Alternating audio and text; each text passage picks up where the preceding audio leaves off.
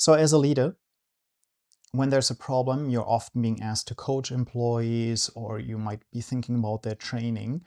And I actually think that most modern leaders are missing a crucial element. And the crucial element is that of character development, of educating, but not in the sense of training, of educating the character of the person.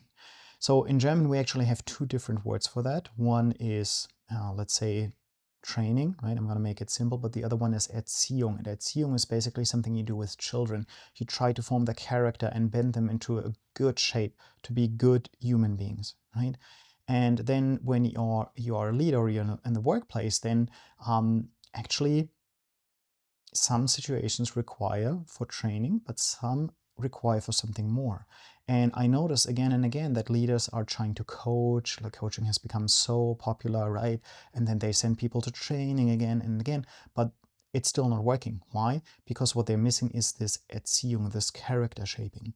And then when I point this out, there's often a pushback, and the pushback is, oh, but they're not children, right? And I think this is a critical mistake that a lot of modern leaders make in thinking that, first of all, the employees that they get are character developed to a point that they can be professional, which is not true.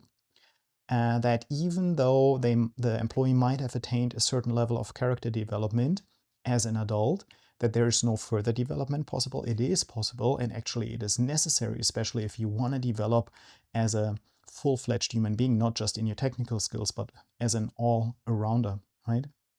And then the managers think that it's like almost overbearing, that they're not allowed to actually work on the character of their subordinates. And for sure, I'm not saying manipulate the employees into a direction that they don't want to go into, right? Don't play a psychotherapist at work if you're not trying to do that and if you don't have the approval of the person you're trying to help in that way.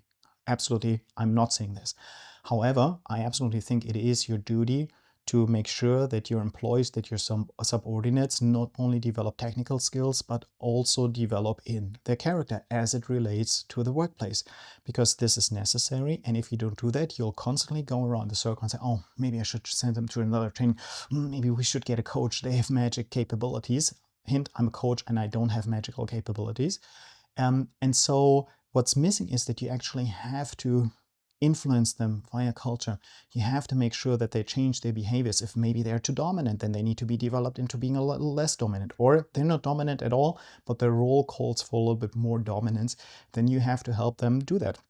And by sending them to training, especially to technical training, you're not going to achieve that. So if you are a leader and you're getting nowhere with sending people to coaching and to training, I would strongly suggest that you realize that there's actually a missing link, something that used to be completely normal, which is Erziehung, the moral and character development that takes place in all of us, and not just in childhood, but also in adulthood, and yes, even late adulthood.